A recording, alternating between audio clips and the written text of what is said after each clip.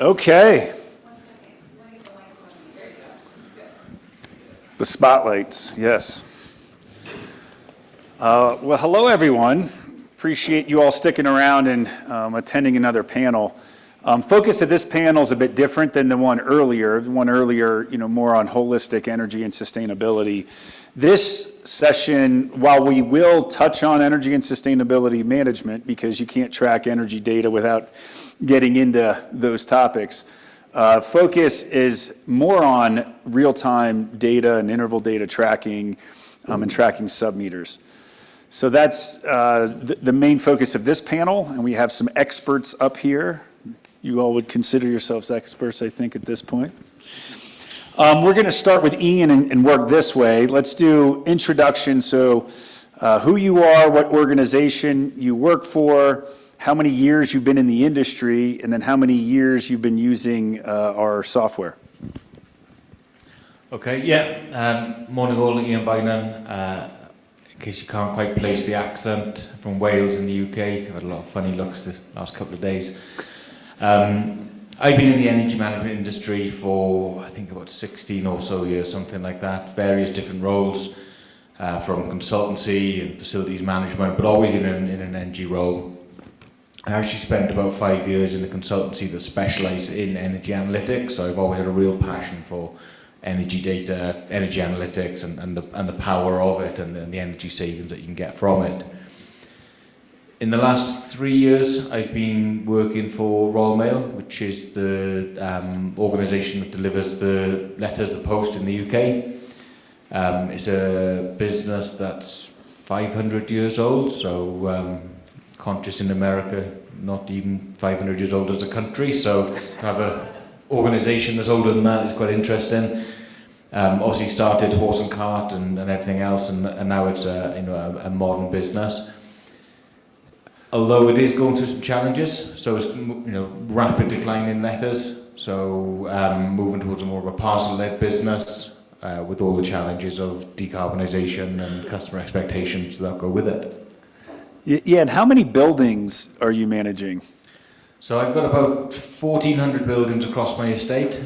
They generally can be classified into big buildings and little buildings. So you can imagine a network of about 100 or so large regional distribution centres, which is how we move the parcels and the mail up and down the country. And then 1,000 or so then local delivery offices. So they'd be the buildings where the posties go in the morning, get the mail, and then bring it then to the door. Yeah. And how old is your oldest building? Oh, I don't know what... If you've been around 500 years, there's got to be some old buildings. There's definitely some very, very old buildings. What we do have is some quite old, tired buildings that are now in sort of prime real estate locations. So buildings now that would typically be student accommodation in a city centre, there might be an old delivery office with some clackety old lifts and some clackety old people in them sort of pushing the mail around. What I do find is some absolute corkers, because the business is only relatively recently been privatised, and there's a lot of very old posties who still hang on to the old ways. Same for some of our engineers, still hang on to the days when they used to have like coal boilers. And you go around some of these old delivery offices, and there's basically a social club in there. It's the days when the post used to be delivered twice a day. They'd come in, have their breakfast, take the first post out, come back, have lunch, take the second post out, come back, and then have a few beers in the delivery office. It was a way of life. It still is a way of life for a lot of them. Yeah. And then some of these older buildings, do you have restrictions like we do here in the States, where they're historic, buildings where you are limited on what you can and can't do from a renovation standpoint? Yeah, we've got a lot of listed buildings. Again, they're probably sort of prime real estate, but a lot of listed buildings. Coincidentally, a lot of the challenges that we have around the age of some of our buildings are just asbestos. So again, just old buildings that full of asbestos coatings, asbestos walls. So again, that has quite unique challenges working in and around plant rooms and things like that. Yeah. All right, well, thanks. So let's go. So if you thought Ian traveled far to get here, our next speaker traveled the farthest. So Yeah, go ahead and hi. introduce yourself. My name is Arif Abuzar. I think I met quite a few of you. Thanks, John. Yeah, I traveled from Dubai. So I've been in the energy business for almost 26 years. I started my career with General Electric in Schenectady, in New York, and then I started traveling the world with them.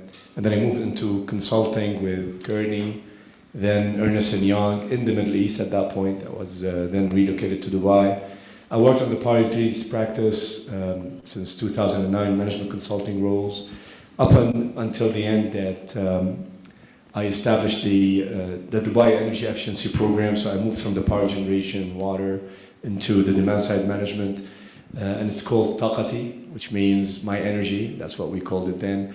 And the whole premise of it was to find out ways to cut down on the energy spend and the water spend in the Emirate of Dubai 30% by 2030. And so I basically founded the company and ran it for almost 5 years. At that point, we established 8 different programs. One of them was retrofitting, building retrofits. The other was solar PV. And then we established also some enabling mechanisms. One of them was digitalization. Only that during my time in the Taqati, we couldn't really deploy digitalization for many reasons. And anyway, I established Arc Energy to further what I believe in as the mission, and to start putting in technology into works and more structured consulting to help private sector and then later on government sector deploy energy efficiency and solar projects. And I got introduced to basically EnergyCAP, well, before that to Wadex.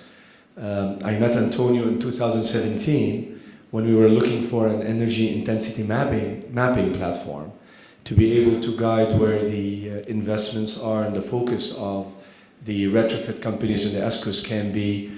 And then so we basically looked at probably a few hundred platforms. And we ended up with 2 shortlisted, and one of them was Wadex. And I actually really connected with Antonio. I fell in love with their platform. And then when I moved to Arc Energy, I brought this platform in 2021, and that was our first project. So 3 years ago, yeah. Yeah. And so RF's with the energy consulting business, so you consult with different types of customers. Can you give us an idea of what countries you're working in and then what types of buildings? Yeah, so our head office is in Dubai, but we operate around the Emirates in the UAE, but we also operate in Saudi Arabia, in Qatar, Lebanon, Bahrain, Kenya, Rwanda, Tanzania, Malawi, South Africa, a couple of others. So yeah, around Africa and Middle East, this has been my focus over the past 15 years probably. And what types of buildings and customers are you serving? So the typologies could differ. We could work with residential, high towers, commercial malls, office spaces, multi-use where you'll find residential, retail, and commercial, hospitals, schools, district cooling, a lot of district cooling plants. We basically are the consultant of choice for EnergyCAP, which is the 3rd largest in our region, around 380,000 tons of refrigeration. We work with factories, Nestle. We work with OEMs such as Siemens and Grundfos. So different types. Yeah. And what do you start with as a value proposition when you're going and working with a prospect? Our focus in the Middle East has been for years is to cut down on our energy spend, just to cut down on our energy spend, improve our P&L.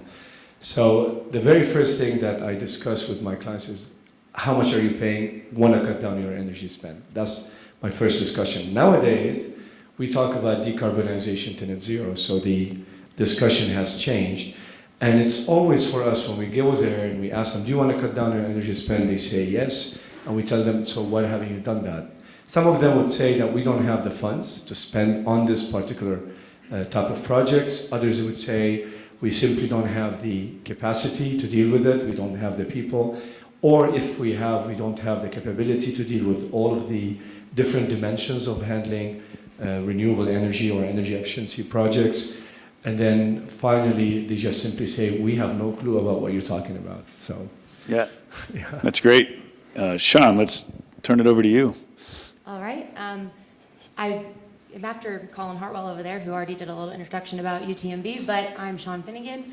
I'm from the University of Texas Medical Branch. I'm a business operations manager. Started out there 8 years ago as a EIT right out of college. Picked up EnergyCAP probably 6 years ago. We were initially using a third party to manage it. We took it in-house. We did a big revamp project with you guys. And then as soon as SmartAnalytics came out, I think we purchased it. And then we also are using Carbon Hub as well. So what influenced your decision to adopt SmartAnalytics? The real-time data. So we were sick of finding problems a month behind, a month in arrears. And so being able to see that real-time data has been super helpful in finding those energy savings opportunities. Yeah, and you had talked about how you used to use estimates for billing and building level reporting. Yes, so when I first took over EnergyCAP, a lot of our buildings have shared vaults for our main campus. We were doing chargebacks based on estimates, so we were only taking the square footage of the buildings and comparing that to others and using a percentage of those meters. So since then, we have now installed electric submeters, and we've got them reporting out from our BAS to an FTP site that EnergyCAP has set up, and then they pull it on a 24-hour basis so that we're able to see that data in real time. Okay, and how are you making decisions on what meters to purchase and the connectivity of those? We work with our BAS team. So we do have specs that we have across campus for all of our thermals and our electric meters. So we work with the BAS team on what they recommend and what they want, and then go from there. And it depends. So sometimes if it's at the beginning of a project, we'll just have the project install those meters and do it as part of the project cost. But other times where we find that we're missing data or we have gaps in our metering, we fund it operationally and work with our BAS team. Yeah, and do you have a closed network that you're using to communicate back to your BAS? I believe so, yes. Yeah, okay. Ian, for you, what led to your decision to use SmartAnalytics?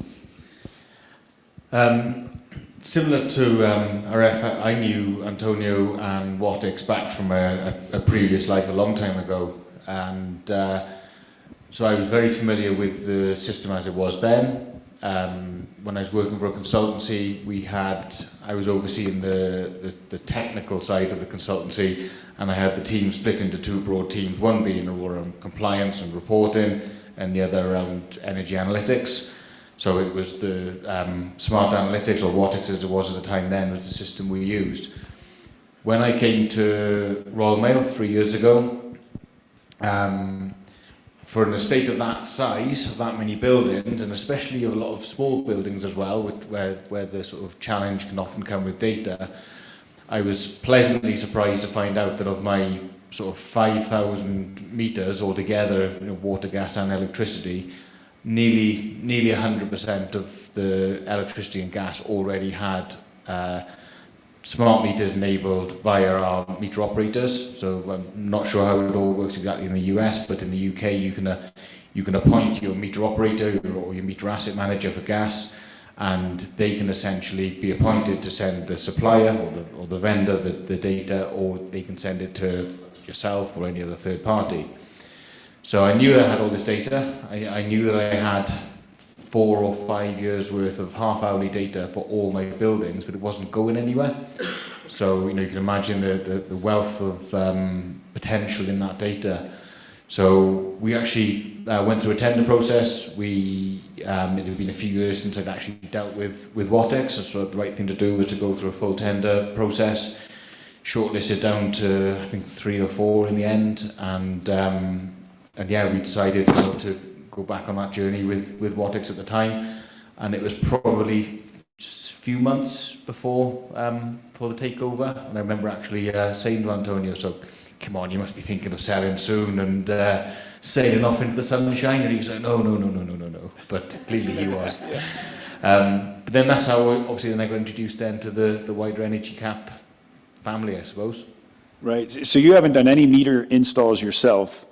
No, we have got a challenge with some of ours. So our gas metering is all the gas metering, or the AMR, the data loggers, and the gas metering is all sort of data as a service.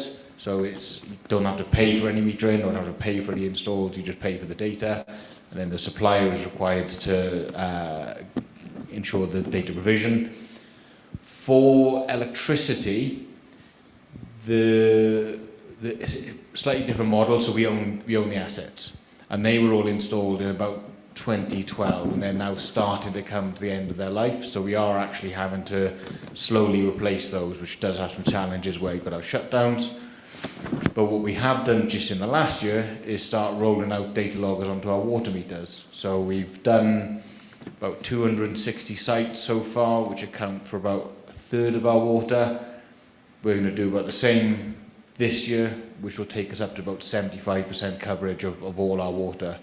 And you know, we're seeing some staggering savings, 80% water savings in some buildings, just from seeing that data and going from monthly or quarterly bills, estimated bills, which is typical for water, and having that real-time data and instantly pinpointing, okay, there's a 2 litre a minute leak in this building somewhere, and then you can get somebody out. And yeah, we're finding, you know, £15,000 savings from water leaks that looked innocuous to start with, but that data then shows you it.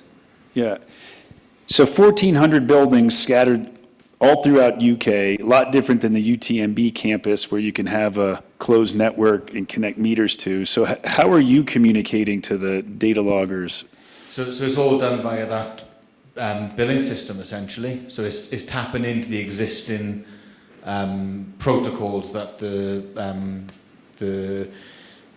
billing or the meter operators who have to provide their data to the suppliers in a regulated market. Yep. They are required to send us the data. So in all of those instances, it's just tapping into the existing process. However, and in fact, after the London Catalyst event, we actually reached out to EpiSense to potentially put in some sub-metering across some of our larger buildings. That would be an entire different process, because that would be a sort of customer-owned sub-metering system. And then that data would be transferred via I think it's typically like a LAN network, and then exported out then, and then pushed up to SmartAnalytics. Yeah. I don't know how anyone else is feeling, but I feel kind of jealous that in the UK, you can get interval data, 30-minute interval data on every single one of their meters. That is something we're severely lacking here in the States. But as if you heard Dave's keynote, we do have some capabilities to get interval data from about 130 utility companies. We hope that number continues to grow, but that's at least, you know, the larger. That's right. That's right. You got to be around 400, 500 years to make it happen. Ara, for you, you're operating in many countries. Your team's going and actually installing devices. So talk about that. Yeah. So the key problem of engaging clients with a digital platform is trying to get the data to start with. And a lot of times you go in there and you find out that the client doesn't really have many metering devices, or really doesn't know what they should monitor. So usually the very first step that we do, John, is to do a digitalization gap analysis. We go in there, we sit with the client to understand the digital maturity of their facilities. We discuss with them about their KPIs and what they're trying to get out of that system. And then once we do that, we identify, we map out all of the equipment that they have within their buildings. And I'm talking about to the level of pressure handling units, AHUs, DX units, if you want to look at air conditioning, lighting, motors, pumps, you name it. We look at all of these equipment, and then we recommend to them what they should monitor. Then we see if they have meters. Then we see if those meters are connected. Now, if they're not connected to the BMS, this is when we recommend to them a set of meters that they can install. And at that point, we would go out and bring those and make sure that they are being installed. Now, there are a lot of issues that you're going to face when doing that. One of them is whether or not they have a BMS. If they have a BMS, then the easiest part is to bring in the similar sensors that they have that are compatible with the BMS that they have, and then most of these are connected with wires. The other part is they simply don't have a BMS, and at that point we want to consider getting in IoT sensors. And then there are limitations on IoT sensors using LoRaWAN. And at that point there are limitations because of distance and how many gateways we should put. If you have 6 or 7 or 9 buildings, you probably have to put in a gateway, 3 gateways to cover those 9. And then with that, the cost starts ramping up. So metering infrastructure and metering infrastructure planning is a key part of connecting the platform. Then you get into the data linking part and start to capture the data. So if you get a LoRaWAN with gateways, that's easy. But if they have a BMS and they have sensors spread out, that's when it starts becoming a bit more complicated. And then when you get that data, you need to make sure that that data is clean. And I heard a lot of people talking about it. Some of that sporadic data that comes in, garbage in is garbage out. It means nothing. So those are part of the things that we handle at the very beginning, before we even go live. I mean, those are some of the issues that we have. And so you were talking about getting some data from the BMS and then installing devices. What all do you like to monitor and focus on when you go in and work with a customer? So because we're focusing on the energy part, we could look at, we work with EMUs, EMUs that connects to, again, the equipment that I mentioned earlier. But we also look at temperature sensors, BTU meters, supply and return temperature, especially if we're monitoring delta T's. And we have a lot of these problems over there. We look at CO2 sensors to make sure that the standards of comfort are maintained at different proximities within the building. We will look at humidity sensors as well, especially if we want to look at, make sure that the fresh air handling units are doing their job. And then obviously thermostats to make sure that the set points are being done right. But there are places where we also look at occupancy sensors and counters to see how many people are coming in, how many people are going out, and then see how the fresh air handling units are reacting to the number of people in there based on ASHRAE standards. Yeah, a lot of different types of data. And a lot of alerts, John. We put a lot of alerts to make sure that we can't see everything all the time. So we put a lot of alerts, we create a lot of formulas, and then we create the dashboards just right for the operation maintenance people to look at it from the client side and from our consultants to see them in a different way as well and highlight what they think could be wrong and where the potential of savings is. Actually. Yeah. When you get alerts, what are the follow-up steps? So we created a process and a cheat sheet, basically. So whenever the consultants start reviewing the dashboards, they go through specific questionnaires. The very first thing we look at are the alerts. Then once we see the alerts, we go into the dashboards, and for every one of those data points that we are monitoring, there is a dashboard at the energy consultant dashboards in there. And from there might be thresholds, because usually alerts come out because of thresholds. You're hitting a specific thresholds or you're not reading data. Once we see those, we could go into the portfolio analyzer and start comparing them with other points. Or we could simply jump into the heat map, for example, and start looking at the 24 hours, the 30-day kind of view, and then see where the intensity is going up. And then from there, we might even recommend to the client that, you know what, we believe that this equipment can be operated at a lower speed if you have a VFDs, and we've already tested and simulated how that operation would work. And with that, you could save X, whatever the number is. And then we go back to the client and we tell them what was the problem, how we identified that problem, and what kind of solutions and what's the impact. Yeah. Sean, on your campus, different uses of some of the data. So can you talk about, maybe the 2 or 3 main areas that you're using the real-time data coming into the platform? Yeah, of course. So we actually have a different approach to our metering. So we kind of hodgepodge it together. So some of our metering is coming from Smart Meter Texas, which is great. I wish we could have that for all of our meters, but because we have shared vaults, we can't. So we have Smart Meter Texas that's populating, and then we have our own internal meters that are populating. And the ways that we're using the data is, finding those anomalies. Sometimes it is a metering issue. We talked a little bit about this yesterday in one of the sessions. Sometimes it's the meter's out of calibration, and you just need to go out there and take a look at it, put your eyes on it. Other times you actually find that you do have a problem in the building, and we take that data and we compare it to other buildings of similar types, and we go in there, we look at the BAS, we look at what the building is telling it to do, and go from there and make the adjustments as we need, and then we can compare it after the fact. We see that immediate energy reduction, which is nice. I mean, we make one change and the energy in the next day will be out of that sentinel trend, which we like because it's lower. And we can see the direct impact that it's making.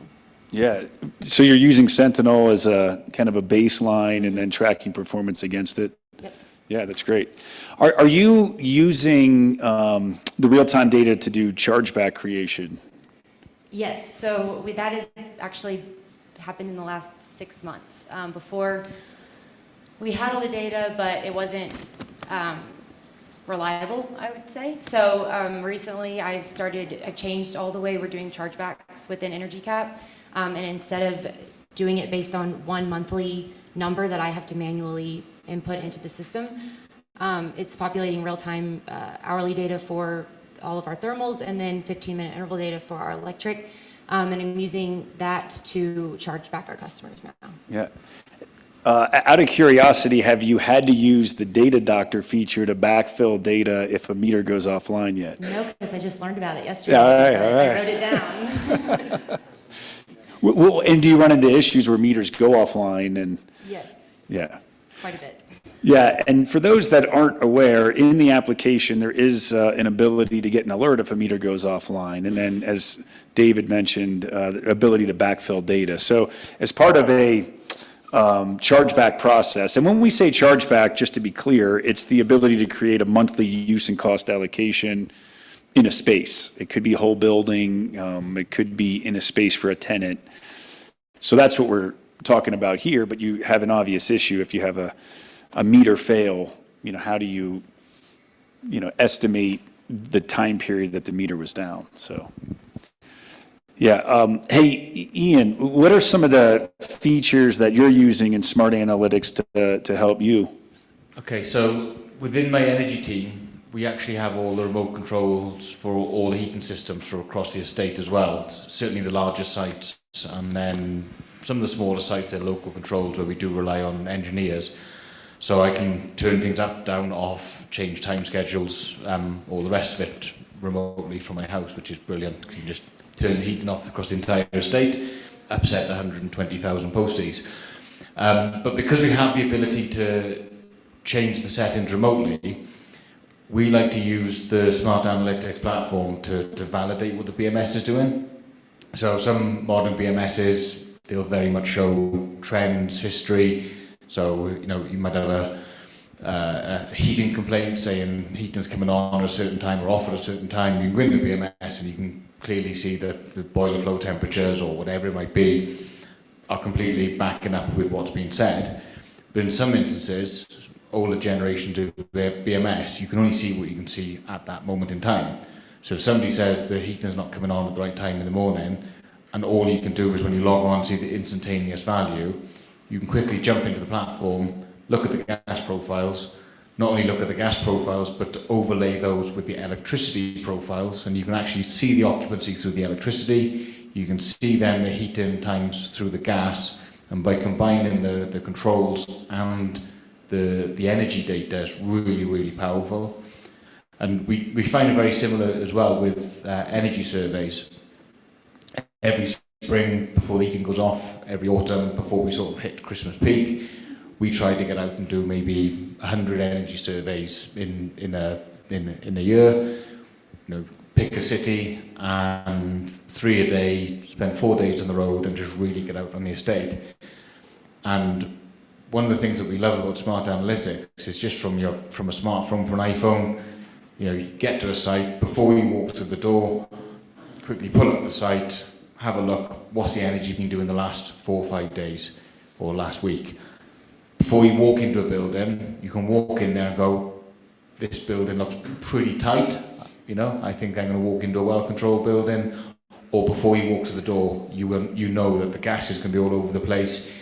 You can probably, in some instances, even guess what plant they might have in there, whether it be sort of gas unit heaters or a wet boiler system, just from the energy profiles. And you can literally do it on your phone, sat in the car, before you walk in, and then you know what you're walking into. So it's not as smart as using sentinel trends or alerts. It's really, really crude. It's a little bit hands-on, Yeah. but what it is really effective. Yeah, and is that using Portfolio Analyzer to overlay? Is that the main tool you're using? It's the breakdown. Same thing. Yeah. Okay. Yeah, and it is just simple charting functions, but it's quick, it's easy, it's you can jump between dates, you can overlay stuff. Sometimes it's the simple stuff done really well is really powerful. Yeah, I was going to ask as you were talking about, do you set up alarms? We should do, but we don't. I think the intention will be this summer to put them in ready for next winter, because what we find is that in every building there might be 3 shift managers who all have a different opinion of when that building is open or closed. There is no single version of our opening hours for our buildings. And to overlay on that, the posties go in the morning, get all their post, sort it all out, leave.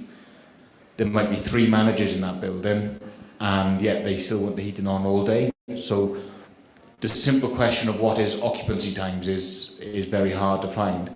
But the intention is this summer to, instead of saying, well, what do you want, we're going to say this is what you're going to get. And you're going to basically say you can have heating blocks, so 3-hour blocks. You can have 0 till 3, 3 till 6, 6 till 9, etc. You give them their heating blocks, and then we lock it down. So we lock the controls down to those heating blocks, and then we can start locking down alarms associated with those. But failing that, 2 o'clock in the morning on a Sunday morning, we should be at our lowest either way, because there's rarely a Saturday night shift into a Sunday, but come Sunday afternoon, you're back into that cycle for the post on Monday. Yeah, and I would imagine a lot of your sites are very predictable on hours of occupancy and operation. What they tend to be is consistent to themselves, but even though there's 1,000 buildings, they're all slightly different as to where they are. It's all to do with the way the network is set up.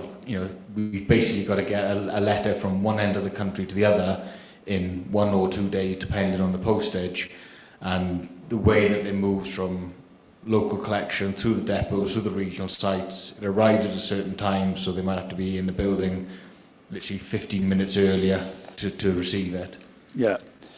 Sean, for UTMB, you have medical facilities open 24/7, you have research, you have classrooms, you have a mix of a bunch of things. How are you using real-time data to, help with operational efficiencies? So, like you said, for the most part, we're running 24/7 for our research and facilities as well as our healthcare facilities. So, and we have to maintain compliance in all of those spaces. So we're kind of limited to what we can do there. One thing that we are also looking at all the time are our academic and our institutional support buildings. So we have a lot more flexibility in what we can do in those buildings.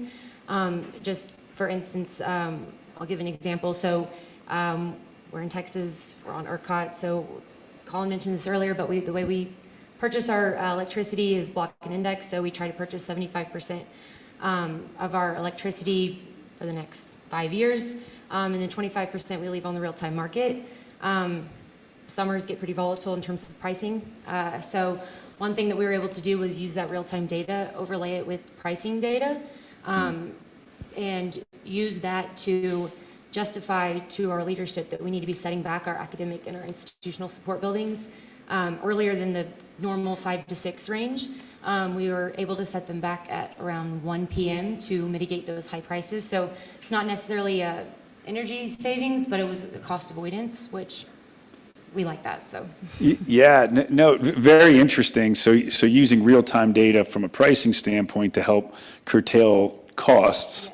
Any other successes that you've had in cost avoidance or cost savings that you can share?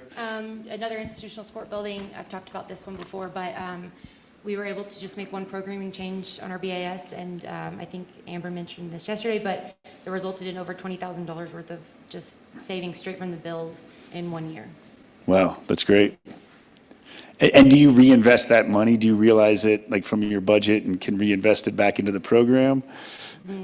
We wish we could. Yeah, all right. Ara, for your business, it's really important to be able to track savings and prove savings to your customers. So can you talk about the process that your team goes down to track and capture savings? Absolutely. So after a client does an energy efficiency project, usually there is an energy performance contract attached to it. And out of that, there is an M&V plan, a measurement verification plan. So there will be an M&V reporting once the project is handed over. The ESCO remains on site to make sure that they are managing the equipment, and then they are providing these reports. At that point, we set up the M&V module. I don't know if you guys have ever seen it on SmartAnalytics. The M&V module in there follows the IP MVP, M&V plan standards. You put in the ECMs and the NRAs and whatnot. And basically from our end, we do it in 2 ways. One is we create the regression modeling formula. We plug it into the dashboard so that the clients can see it on a daily basis if they want to see their savings. We make sure the NRAs are also available and they are either tracked, metered, and then inputted into the platform, or we input that manually if such data is not available, metered. And then the other side is the actual M&V module where there is an automatic report that comes out, and we set up those reports to make sure that we share it with the clients as much as we can. But we also do one last thing. We provide them a customized report every month. And that customized report is based on the wants, likes, and needs of the users.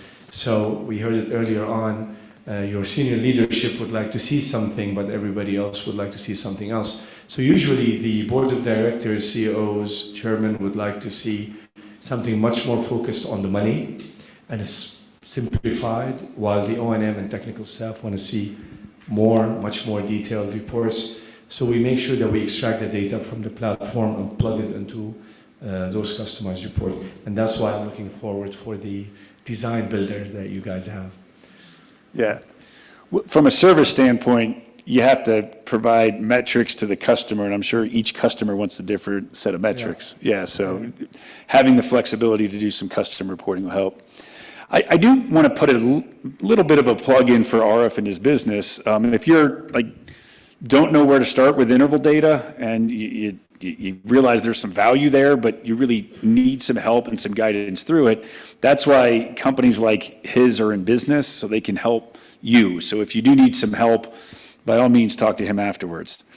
Thanks, John. Yeah. Ian, can you talk about maybe 1 or 2 pieces of advice for those in the room that want to start tracking interval data? Where do you start? What are some things to know? Like, how do I start monitoring and get value? Yeah, sure. First thing to say is that interval data is addictive. Once you start getting hold of it, you want more, you want more, you want more, you want more. And before it's kind of like the cookies out there, very much like those cookies out there. So you've got to always make sure that you've got a metering strategy. So, in your large buildings, are you going to target your large plant? Are you going to target the plant that you can control, or is there some plant that you actually don't have control of, but you just need to know that it's a baseload value or whatever? So within a large building, you've got to have a metering strategy. Even within a portfolio, do you go down to every small building, or do you stop at a certain size? So you've got to have a metering strategy based around the physical assets that you're installing on site. But I think what's also really important is that you have a strategy about what you're going to do with that data as well. So we've got 120,000 posties in, like we said, about 1,400 sites. At the moment, energy management is very much centralised within the business into my team within the property team. There's been more of a drive recently to decentralise that energy management, so to give people access to their data, to give our FM engineers access to the controls, perhaps with a very sort of narrow margin. But we want to decentralise energy. We want to allow people to have access and control. But one of the challenges that we've got is we've just this year had an initiative. We're in the larger sites. The plant managers have volunteered an energy champion up forward. So we've got maybe 200 users that are logging in and regularly using SmartAnalytics, and we get some very good questions. You know, Christmas just gone was a brilliant example. One day a year we shut down entirely, and people asking the question like, why did we use the same on Christmas as we do on a normal Sunday when we were operational partly on a Sunday? So it's like excellent questions, exactly how the engagement you want to have with the data. But the COO has seen this engagement through his plant managers with the 100 largest sites and has said, let's roll this out to everybody. And the last thing I need is for 1,000 sites to be ringing me up and saying, why is this like that? Why is this doing this? What does this mean? So you've got to have a real engagement strategy, because energy data is about behaviour, and behaviour is messy. So if you just give everybody their data and say, go play, you're going to, before you know it, get absolutely swamped with it. Even though ultimately we do want to decentralise that to the people on the ground in their buildings. I can't go to 1,000 buildings, they're in them every day. So it's just making sure you understand how people will engage with the data, the point about alerts. So do I want alerts coming to me, or do I want alerts going to the site manager? You've got to really think about those things first before you go and just hit the button. Just hit play, yeah. Sean, what about you? What's some advice that you can give the group here? I would say just, it's okay to start small. Whenever I first took over this role, everywhere I turned, there were issues with meters, with data, with everything. And it can be overwhelming, but I think just taking it, one day at a time. I think Michelle had a really good example, just checklists, at the end of the week, you'll have a lot done, and just don't get discouraged, because it can be overwhelming, the amount of data that once you start getting all this data, it's very overwhelming. So one of our customers is City of Chandler, and City of Chandler said, we want to start doing something with interval data. What do we do?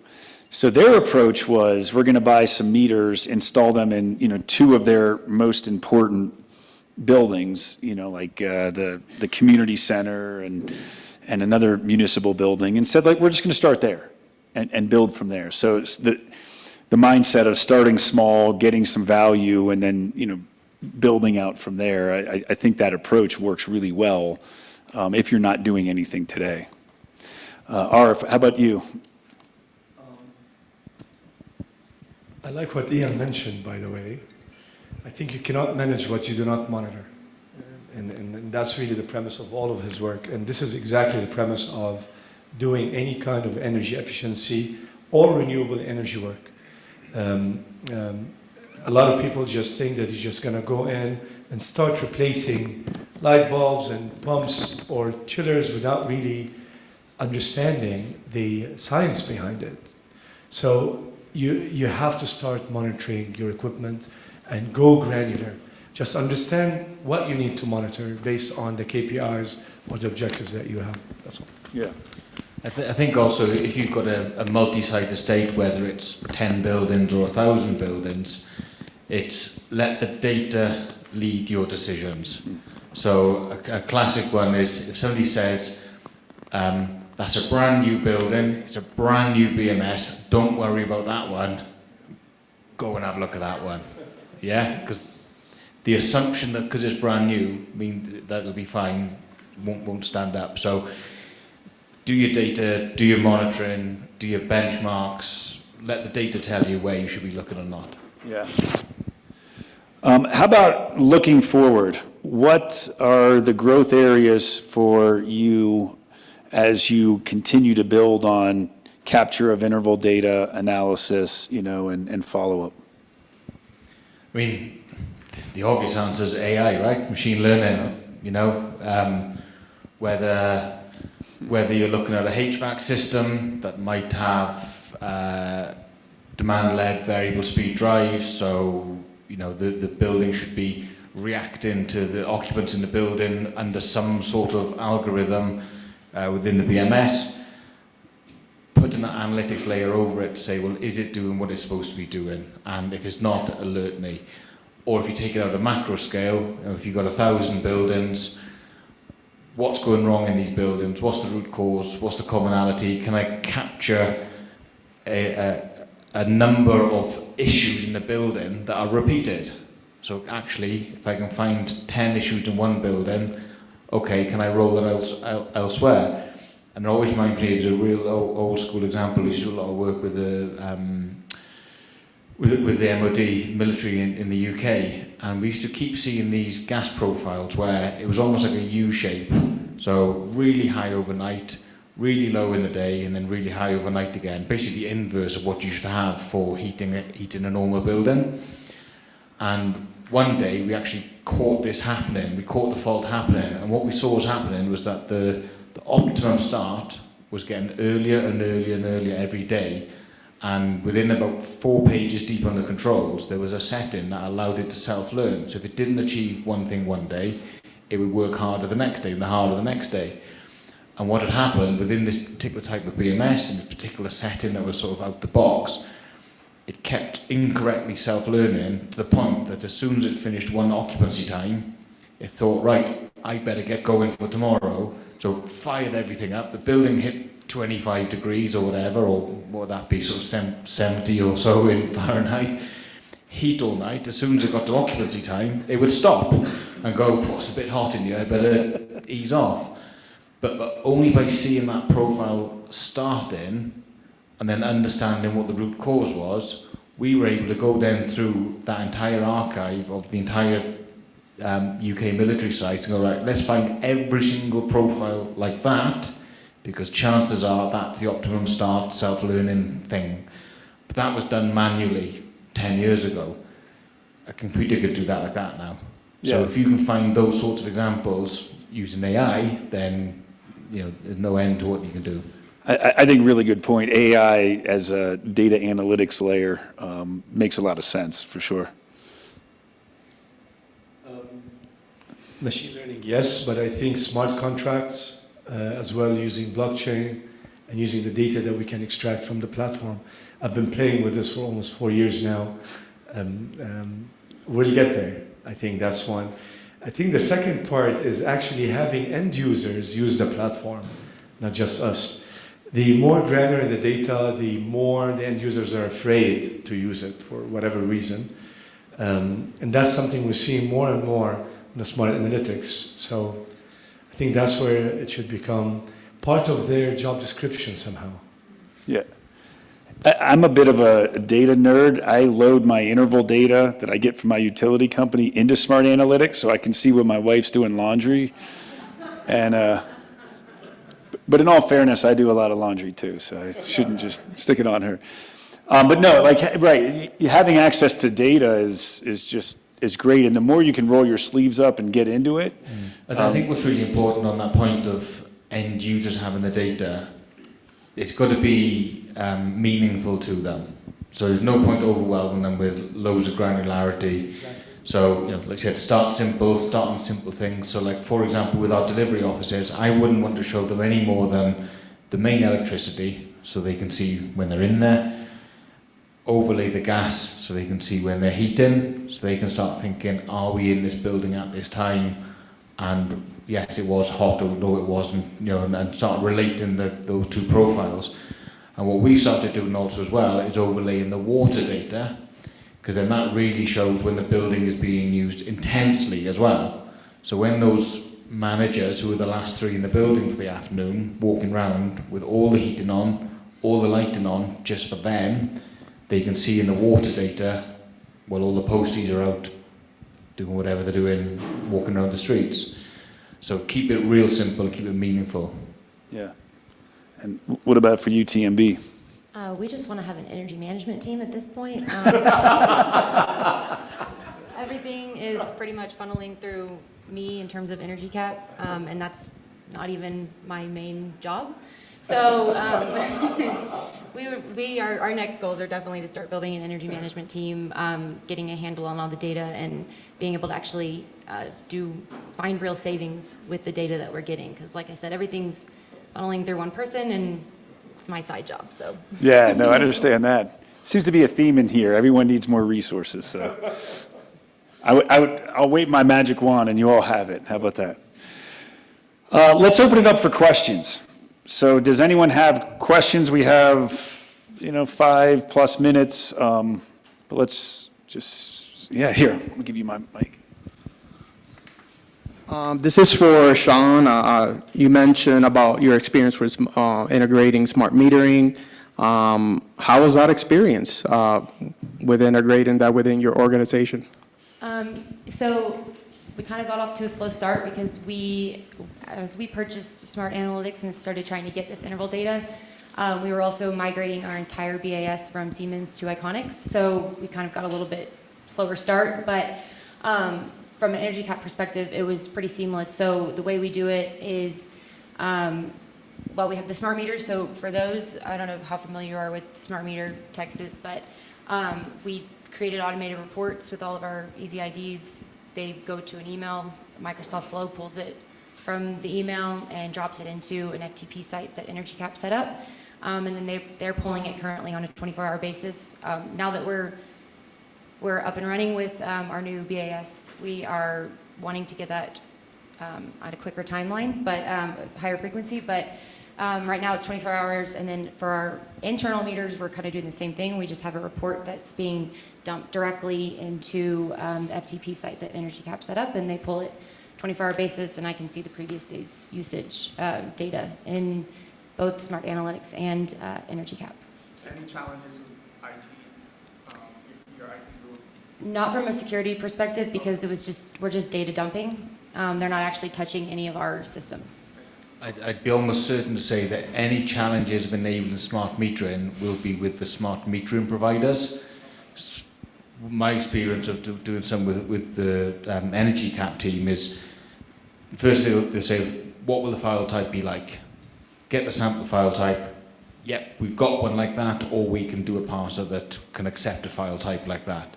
So they'll see the file type, let's assume they can get it, tick. They'll say, can you send that file to this location, SFTP, every day? Yep, no problem. And then the meters get set up to accept that file.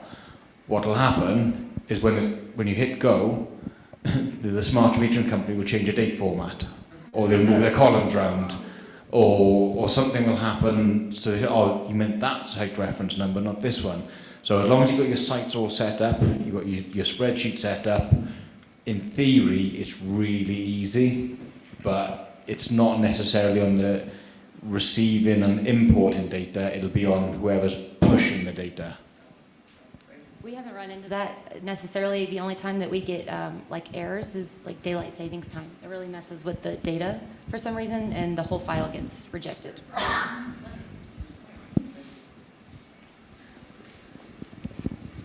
Go you next. Thank you. Thank you for sharing your valuable information for Smart Analytics. I have a question regarding setting the alerts in Smart Analytics. Do you have a certain process that you follow? Maybe a question for Arif. He mentioned the cheat sheet. Is it above 30% of normal trend consumption, or how is it exactly? So the process, we've got a process for everything. So basically there's an alert tool where we plug in based on the mapping of the equipment that we had at the very beginning, digitalization, into the same tool. And then we basically select the kind of alert that you want. There are 3 types of alerts. So you've got the Sentinel, you've got the threshold where you put in a number, and you've got the off alert if it goes offline. And then in addition to that, we also assign a traffic light to it. So it's a green, yellow, or red. And then based on that, we will dictate whether there is an SMS being sent or just an email or just shows on the platform itself. So that's from a structural point of view. Then when we start working on these alerts, we work with the end users, and we need to make sure that we have access to the specs and the ratings of their equipment. So you can't really treat all equipment the same way. You've got a fresher handling unit that has to run at a specific speed for the gym, but it doesn't have to run the same way in the common areas. So each one of them is based on the specs, the ratings, and the controls of that building. And we work very closely with the end user. And in case the end user doesn't know what they need, we will then jump in and provide an alert as preliminary. And then we monitor to make sure that that threshold is not crossed all the time. Then the alert doesn't make sense. And then there is one more thing that you should do, do the peak of peak. So in the hot climates, we've got a winter actually. We actually have a winter, which is around 4 months. And then the rest of it is hot season. So we make sure that we change the alert thresholds between the summer and the winter at a specific time. So usually end of April, we switch to summer. And then end of November, we switch to winter. So that kind of thing. Good. Oh, thank you. Thank you. This has been so helpful. One of my questions is about the data, right? Implementation and managing different feeds. And I think you talked about it in Texas, the easy IDs, and be able to get the feed straight. But if you're managing multiple systems, different AMI systems, AMR systems, whole building data feeds, interval data feeds, have you found ways to, one, for the implementation, can you manage that in-house or do you need support? And then can you standardize it and then maintaining it? And then another question for RF is the LoRa sensors or the IoT sensors. Are you also bringing that data in also?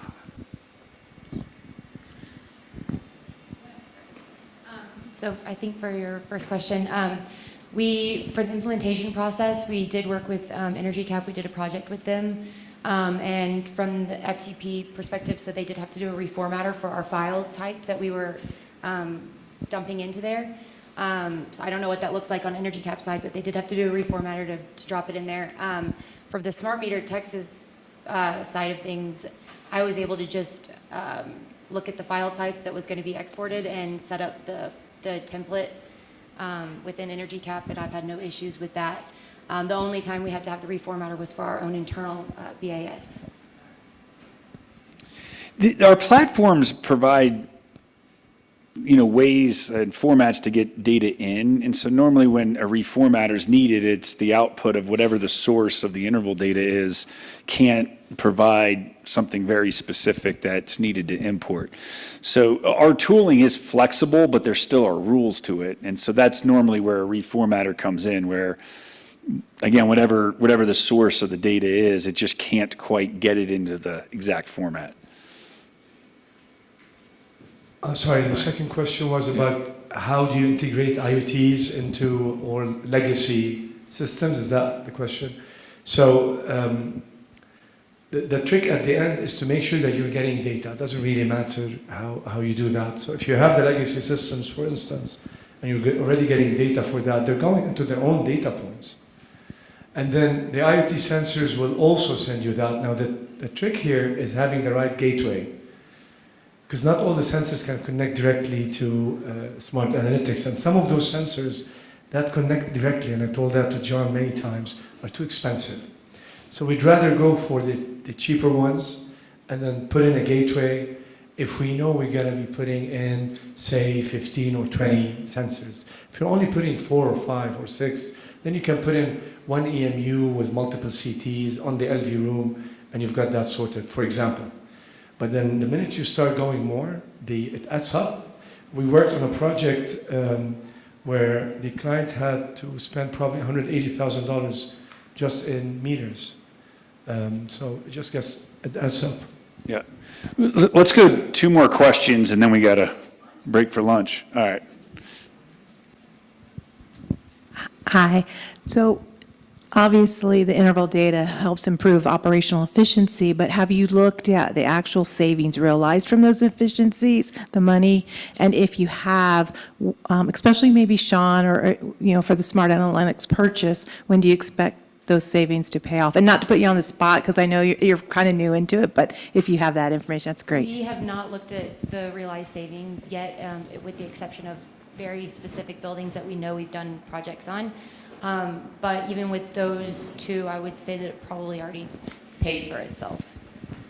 I'll give you an example from the watering that we did this year. So we did, I think it was something like 170 buildings, and I think we're doing 260 this year. So on 170 buildings, we paid £40,000 to get the water metering installed, and the annual costs are going to be about £40,000 to the data room provider. So £80,000 project plus ongoing of 40. In the first year, that saved over £300,000 in no-cost leak identification. In some instances, we had to install some additional controls, but they were about £500, and then they saved themselves £15,000. And I sold that project to the business, not even as a cost-saving exercise. I just said that we've got too many monthly or quarterly red bills. We should really get a much better, higher resolution of data purely for reporting. I knew that we might have some savings, but I didn't think it'd be £300,000 in the first year. So yeah, metering is huge. It's the key thing is how you position the business case, because the meter itself will not save energy. But what it'll do is it'll enable you then to go and save the energy.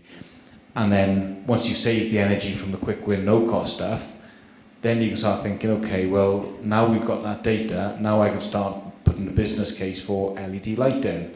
And I know my occupancy hours, know my load hours. So that data's already paid for itself once in behavior change, for example. Then it can pay for itself then, or it can help reaffirm a business case then for a CapEx project, let alone then the measurement of verification subsequently. You want the brief one? Yeah. If you're paying 11 cents, 12 cents a kilowatt hour, 5-6 months, if you do it right, you can get your money back. All right. Last one. If you want. Okay. All right, so this is all great. I love data and I love having it in. But now we have to talk about where do I get the money from it and how do I convince leadership that we're not monitoring, so we're not managing. So where can I get all this savings? How can I have them realize that these buildings aren't, losing money and putting money on the table? I think one way to flip the business case on its head a little bit is if you know what your energy spend is, and then you get an idea of cost for what the metering project is, you can flip that round to a percentage of your energy spend, and you might find that your metering is only going to be 2 or 3% of your total energy spend. So then you've sort of got a target then. So if your metering cost is, say, 3% of your energy spend, just say in the business case you're going to save 5%, then it pays for itself in year. And you will, it'll be 3, 4, 5% easy, really easy. And especially, we've talked before about people have different hedging strategies. So 2 years ago with the Russian invasion of Ukraine and everything else that was on, the winter before last for us, the last 5% of gas that we didn't hedge cost as much as the 95% that we'd bought in advance. So, it was quite a unique scenario, but what we were able to say was, well, that 5% savings in gas will halve our energy bill. So then it really put that focus on quick win, low cost stuff. One thing that for our business case to purchase Carbon Hub was legislation. So that's kind of the big push right now is energy savings, reducing your carbon emissions. So we're trying to get ahead of it. That was one thing. We can't do anything if we don't have the data. So we wanted to get ahead of whatever was going to be pushed down to us. Have you done a retrofit on your facilities? Are you trying to monitor the savings out of those? We have multiple projects, and I'm the only energy person on campus. Oh, you definitely need it then. Yeah. So if you've done retrofits, I can tell you right now, if you don't have an ESCO with an energy performance contract in place, the minute the job is done, deterioration is around 10% on the savings. So whatever you want to say, just tell them, so much of saving I'm having. If I don't monitor it properly, I'm losing 10% next year. And if you haven't done a retrofit, then the very first step to do is to do a preliminary energy assessment or asset prioritization if you're short of money. And then that is an EUI calculation. Start with that first, and then start going granular before you engage an ESCO to do a walkthrough audit, for example, an e-audit. It will help you either way. We can talk about it offline. Well, I don't know about all of you. I really enjoyed that. Thank you so much. Let's give a round of applause.